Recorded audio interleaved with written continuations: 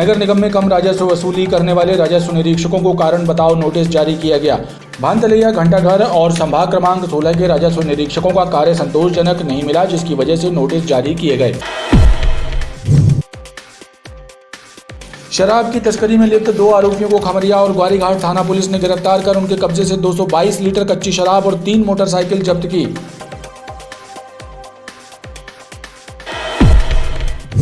नगर निगम zone क्रमांक 8 और 16 में व्याप्त दलाली की शिकायत कांग्रेस कार्यकर्ताओं ने निगम आयुक्त संदीप जीआर से की है। शिकायत करने वालों का कहना है कि शासकीय योजनाओं में दलालों के जरिए जमकर भ्रष्टाचार हो रहा है, लेकिन जिम्मेदार अधिकारी मूक दर्शक बने बैठे हैं। देवास के नेमावर में हुए सामूहिक हत्याकांड की घटना की निंदा करते हुए अजाक संगठन के द्वारा कमिश्नर कार्यालय तक रैली निकालकर विरोध जताया गया और संभागायुक्त कार्यालय में मुख्यमंत्री के नाम एक पत्र सौंपा गया। जबलपुर निवासी एक महिला की इंदौर में इलाज के दौरान हुई मौत के मामले में चिकित्सकों पर उपचार में लापरवाही बरतने का आरोप लगाते हुए हेय वंशीय ताम्रकार क्षत्रिय समाज के द्वारा मुख्यमंत्री के नाम जिला प्रशासन को एक मांग पत्र सौंपा गया। ग्राम नगना निवासी एक महिला ने पुलिस अधीक्षक को ससुराल पक्ष के द्वारा दी गई प्रताड़ना की जानकारी देते हुए माड़ोताल थाने में दर्ज रिपोर्ट में 2 नाम और जोड़े जाने की मांग की।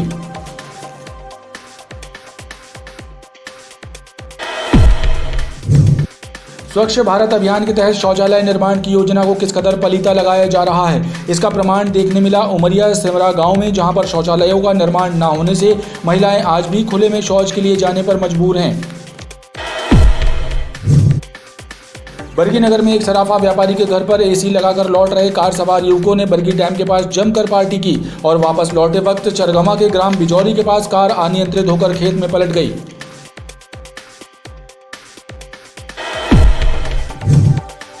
रंगदारी टैक्स नहीं देने पर कुछ बदमाशों ने कुदवारी पेट्रोल पंप के समीप एक कंस्ट्रक्शन साइट पर काम कर रहे युवकों पर हमला कर दिया। इस दौरान गोली चलाने और बम फेंके जाने की भी घटना सामने आई। ओबीसी आरक्षण का प्रतिशत बढ़ाए जाने को चुनौती देने वाली याचिका पर हुई सुनवाई के दौरान हाईकोर्ट ने पूर्व में लगाई गई रोक को बरकरार रखा और स्वास्थ्य विभाग में रिक्त पदों की भर्ती भी 14% आरक्षण के तहत करने के निर्देश दिए। कोरोना के 3 नए मामले सामने आने के बाद जिले में संक्रमितों का आंकड़ा 50,605 हो गया है। इनमें से 49,901 व्यक्ति संक्रमण मुक्त हो चुके हैं। वहीं बात करें एक्टिव केसों की तो जबलपुर में 21 एक्टिव केस रह गए हैं।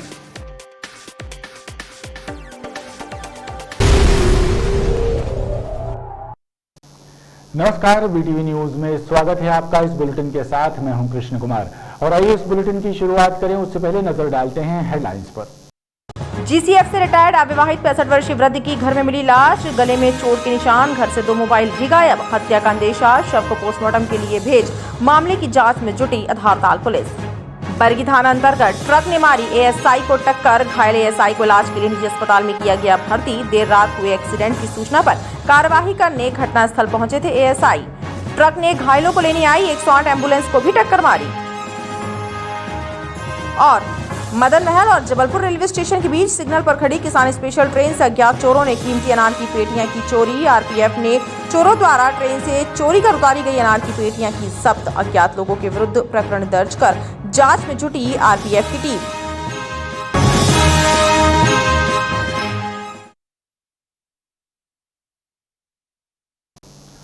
ओबीसी आरक्षण का प्रतिशत बढ़ाए जाने को चुनौती देने वाली याचिका पर हुई सुनवाई के दौरान हाईकोर्ट ने पूर्व में लगाई गई रोक को बरकरार रखा है और स्वास्थ्य विभाग में रिक्त पदों की भर्ती भी 14% आरक्षण के तहत करने के निर्देश दिए हैं।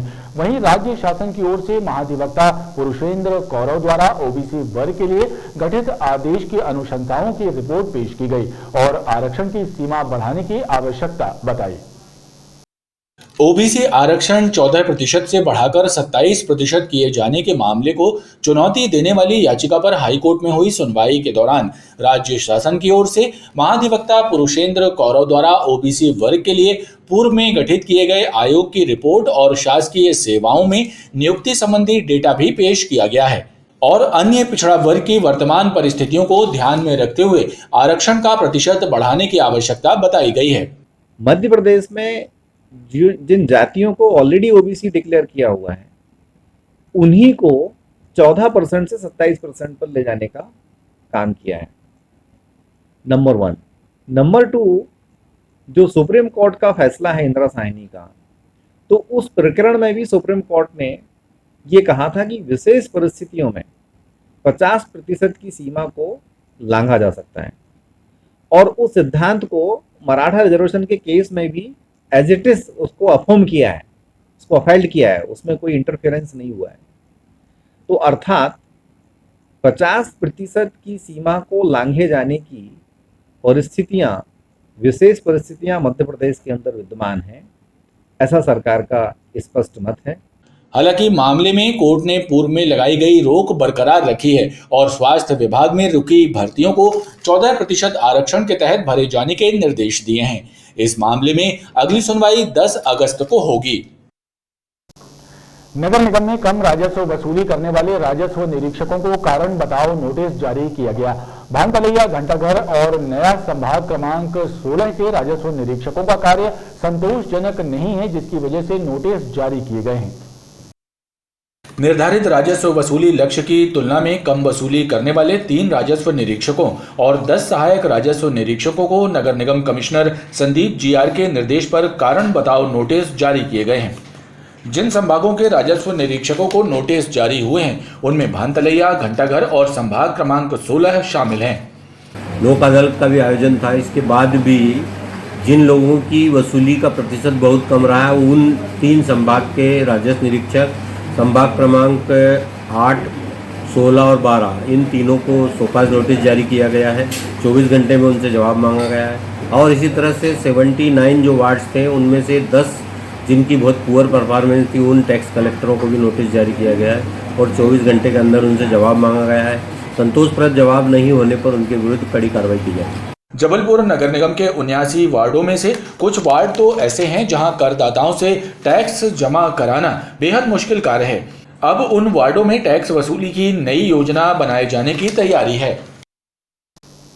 नगर निगम जोन क्रमांक 8 और 16 में व्याप्त दलाली की शिकायत कांग्रेस कार्यकर्ताओं ने निगम आयुक्त संदीप जीआर से की है। शिकायत करने वालों का कहना है कि शासकीय योजनाओं में दलालों के जरिए जमकर भ्रष्टाचार किया जा रहा है, लेकिन जिम्मेदार अधिकारी मूक दर्शक बने बैठे हैं।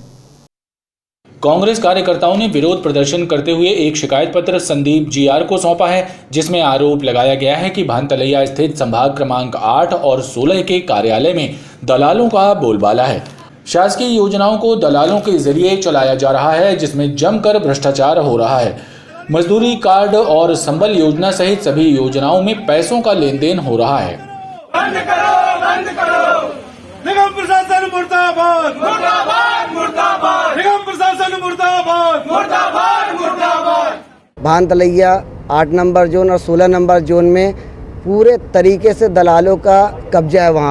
वहाँ पर जनप्रतिनिधि हो चाहे आम जनता हो, वहाँ दर दर की ठोकर खाता है। वहाँ पर किसी भी प्रकार की आम जनता की नहीं सुनी जाती। कांग्रेस कार्यकर्ताओं ने चेतावनी दी है कि यदि दलालों पर अंकुश नहीं लगाया गया तो तीव्र आंदोलन किया जाएगा। रंगदारी टैक्स नहीं देने पर कुछ बदमाशों ने कोतवाली पेट्रोल पंप के समीप एक कंस्ट्रक्शन साइट पर काम कर रहे युवकों पर हमला कर दिया। इस दौरान गोली चलने और बम फेंके जाने की भी घटना सामने आई है। इस हमले में 3 लोग घायल हुए हैं। ये पूरी घटना सीसीटीवी में कैद हो गई है। आधारताल पुलिस द्वारा आरोपियों की तलाश की जा रही है। कोतवाली पेट्रोल पंप के समीप चल रही कंस्ट्रक्शन साइट में बैठे तौफीक, ओवैस, सोहेल पर क्षेत्र के बदमाश मंगन, सखावत, सौरभ, इब्राहिम, मिथुन और आबिद ने हथियारों से लैस होकर हमला कर दिया। अचानक हुए हमले में दोनों तरफ से पथराव भी हुआ और बम फेंके जाने और गोली चलने की भी बात सामने आई है। इस घटना में 3 लोग घायल हुए हैं। तौफीक, सोहेल और ओवेश का कहना है कि हमला करने वाले आपराधिक प्रवृत्ति के हैं और उनसे रंगदारी टैक्स वसूलना चाहते थे, लेकिन उन्होंने मना कर दिया तो उन्होंने उन पर प्राणघातक हमला कर दिया। आज की घटना क्या हुई? ये हम लोग आज डेली की तरह अपनी साइड पे जैसे बैठे रहते हैं वैसे बैठे थे और ये लोगों ने अचानक से हम लोगों पे हमला कर दिए। लोगों ने पथराव करे, सामान पिस्टल लेके आए, बम फेंके, वो तलवारें लेके आए और अगर भैया इतना सब कुछ हुआ और बम फेंकने के बाद हाथ पे चोट आई, ये हमारे छर्रा लग गया हमारे हाथ में और भैया अगर वहाँ से हाँ भैया लोगों ने फायर भी किए हैं, वहाँ गोली फायर किए हैं। कौन लोग हैं लोग? ये लोग सब पेशेवर लोग हैं, गुंडे लोग हैं। ये लोग फिरौती की मांग किए थे। हम खेरा का है भैया सब मामला। कहाँ के रहने वाले? हनुमान ताल चांदनी चौक। तो ये घटना कहाँ पे हुई? ये अमकेरा में हुई है भैया, कोतवारी। कितने लोग घायल हुए हैं? कुछ भैया घायल 3 लोग हुए हैं और उनके तरफी से भैया मारने जो लोग आए थे उनकी संख्या 15 लोगों की थी। और भैया लोगों ने सारे मतलब हथकंडे अपना लिए, लोगों ने पथराव किए, गोली चलाए, बम चलाए। क्यों, क्या वजह लगती है, क्यों ऐसा? भैया ये लोग फिरौती किए थे पैसे के लिए कि अगर आपको अमकेरा में काम करना है तो आपको पैसा देना पड़ेगा। उनका उद्देश्य ये था कि अवैध वसूली कर रहे हैं वो लोग काफ़ी दिन से। कई लोगों से बोल रहे हैं कि हम इसको गायब करवा देंगे। मेरा नाम तौसीफ अहमद है, मैं ठक्कर में रहता हूँ। कई लोगों से बोला कि इसको गायब करवा देंगे, इसके परिवार को हानि पहुँचवा देंगे। इस प्रकार की बहुत सारी चीज़ें इन लोगों ने किया। हम 2 घंटे से लोग आए थे वहाँ 15 से 20 तादाद में लोग आए थे। CCTV फुटेज में सब मौजूद है। किस चीज़ से हमला कर दिया? हमला मेरे पे बेसबॉल से किए। जब मैं भागने लगा तो तलवार ऐसे मारे मेरे को। जब मैं अंदर चला गया तो वो लोग बाहर निकालेंगे, बम मारे। बम से जब हम लोग बच गए, छर्रा भैया को सिर्फ लगा, हम लोग साइड हो गए थे। फिर वो लोग ने गोली मारा, पिस्टल मारा। आपको भी आज आप लोग हाँ, मेरे को यहाँ 2 घंटे से मैं थाने में खड़ा हूँ, कोई कार्रवाई नहीं कर रहा, किसी प्रकार की कोई सुनवाई नहीं हो रही है। आधारताल थाने के SI भरत सिंह ने बताया कि मामले की जांच की जा रही है। वहीं बम फेंके जाने और गोली चलने की घटना की भी तफ्तीश की जा रही है। अवैध वसूली का जो भी इनका चक्कर होगा और इन लोगों से वाद विवाद कर इनके साथ मारपीट किए। और जब ये मारपीट किए तो जब क्षेत्रीय लोगों ने सहयोग किया, जो लड़के इनके ऊपर हमला हुआ, तो फिर ये लोग वहाँ से भाग गए। इनके खिलाफ प्रकरण पंजीबद्ध कर इनकी तलाश कर इनको अंदर करेंगे। कुछ बमबाजी की भी घटना हुई? बम फूटता हुआ तो दिख रहा है। हालांकि तौफीक ने घटना के CCTV फुटेज भी पुलिस को सौंपे हैं।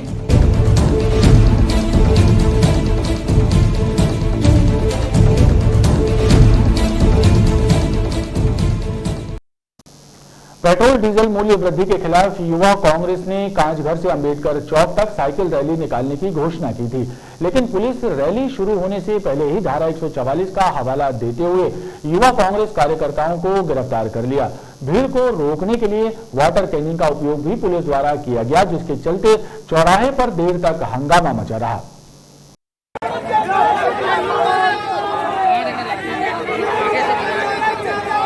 बढ़ती महंगाई और पेट्रोल डीजल मूल्य वृद्धि के खिलाफ कांग्रेस का विरोध प्रदर्शन लगातार जारी है।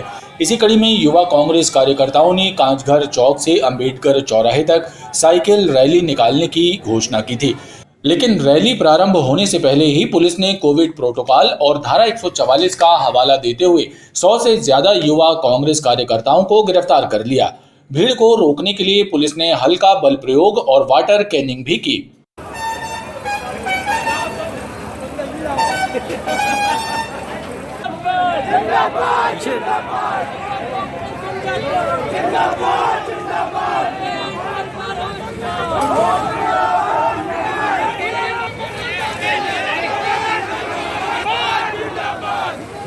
कितनी ऊंची जान तुम्हारे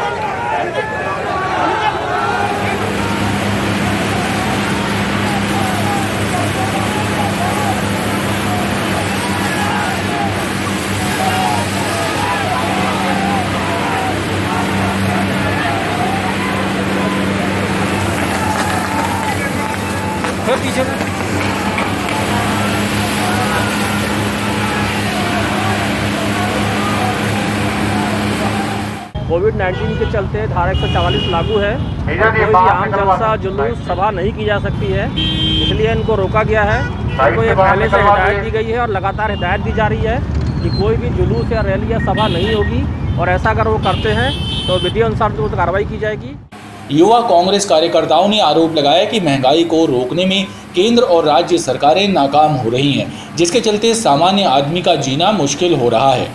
केंद्र सरकार द्वारा जिस प्रकार से डीजल का, पेट्रोल का दाम बढ़ाया जा रहा है, जिस प्रकार से हर खाने वाली चीज़ का दाम बढ़ाया जा रहा है, जिस प्रकार से हम गरीब आदमी को तो आप छोड़ दीजिए, मिडिल क्लास व्यक्ति को भी इतना महंगा पड़ता जा रहा है, इतना मुश्किल होती जा रही है कि डीजल पेट्रोल के दाम आसमान छू रहे हैं। आज हम लोगों ने जबलपुर में एक साइकिल रैली निकालते हुए हम इनसे मांग कर रहे हैं, हम इनसे लड़ाई लड़ रहे हैं कि तेल का दाम जल्द से जल्द कम करें। जैसा कि आप यहाँ पर देख रहे हैं, प्रशासन के द्वारा हमको रैली निकालने नहीं दी जा रही है। लगातार यहाँ पे पूरा बैरिकेडिंग कर दी गई है। फायर वाटर कैनन यहाँ पर आ चुके हैं। हमको रैली को रोकने का पूरा प्रयास किया जा रहा है, लेकिन मैं आपको बताना चाहूँगा कि हम इनकी लाठियों से, इनके वाटर कैनन से नहीं डरेंगे। अपनी आवाज़ जनता का संदेश केंद्र सरकार तक पहुँचाने का किस मुद्दे पे लेके है।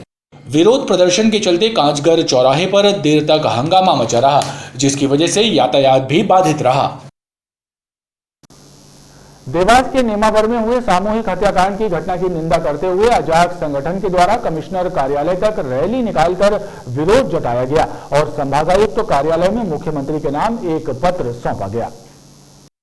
देवास के नेमावर में एक दलित परिवार के 5 लोगों की जघन्य हत्या किए जाने के मामले में अजाक्स संगठन के सदस्यों ने संभागायुक्त कार्यालय तक रैली निकालकर विरोध प्रदर्शन किया और दलित आदिवासियों पर हो रहे अत्याचारों पर अंकुश लगाने और हत्याकांड को अंजाम देने वालों को फांसी दिए जाने की मांग की।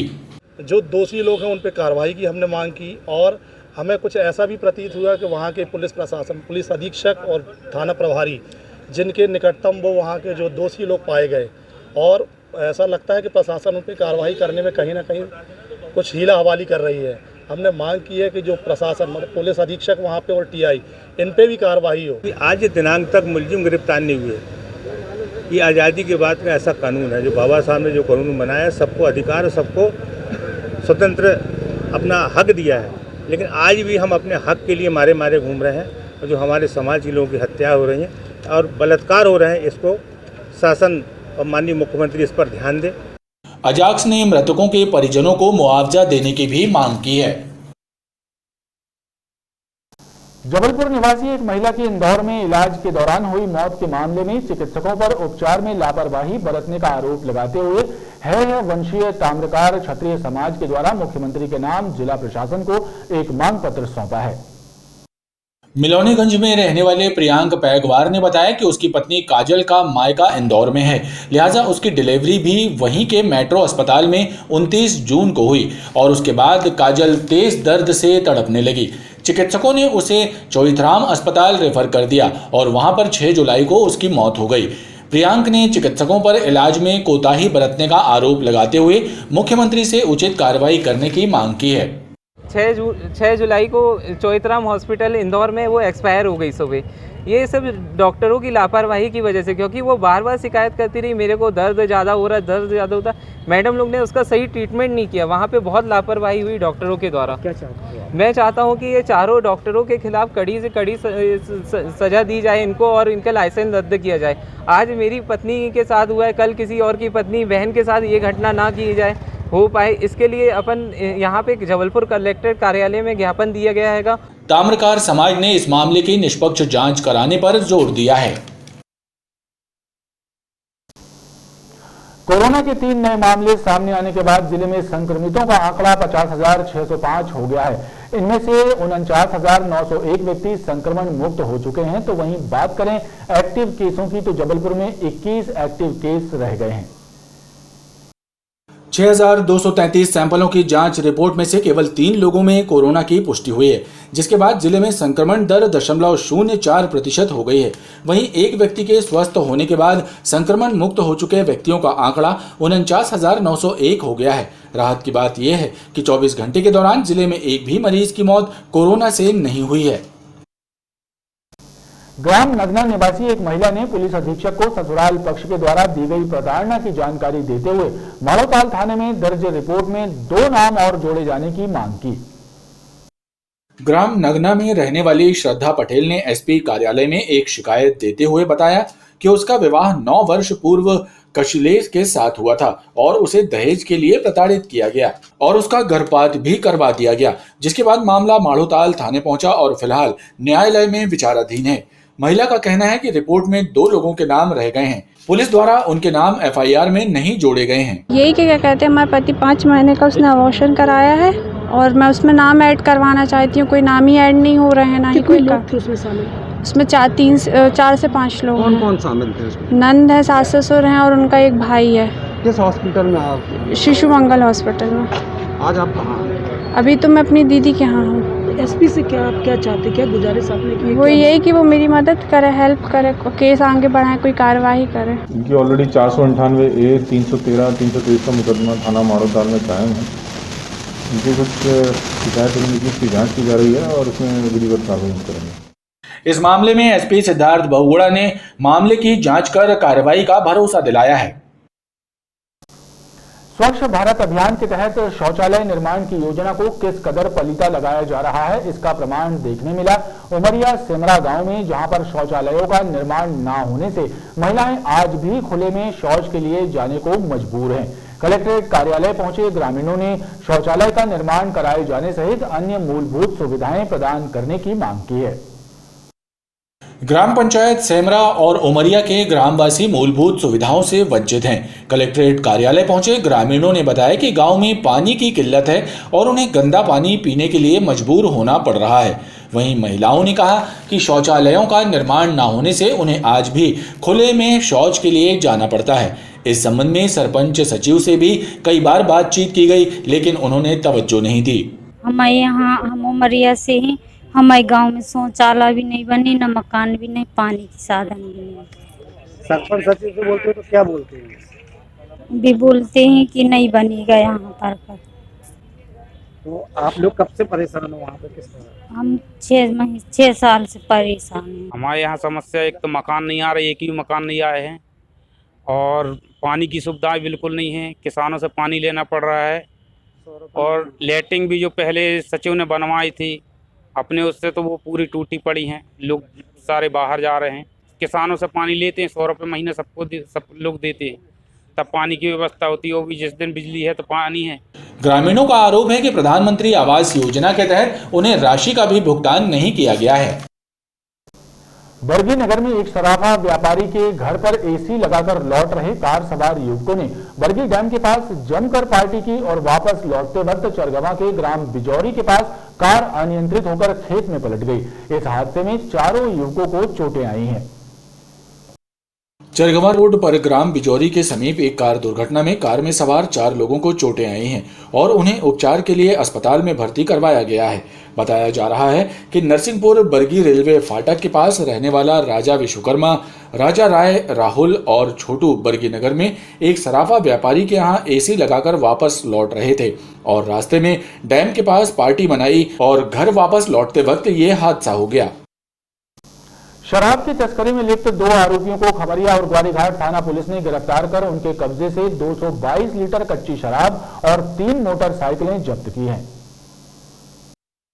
बताया जा रहा है कि खमरिया पुलिस ने गधेरी के जंगल के समीप दबिश दी तो दोनों तस्कर अपनी मोटरसाइकिल छोड़कर भाग खड़े हुए।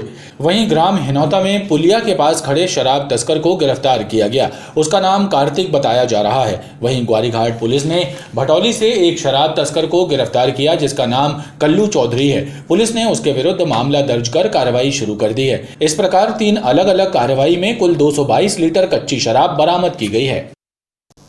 खबरों का क्रम लगातार जारी है, आप देखते रहिए BTV न्यूज।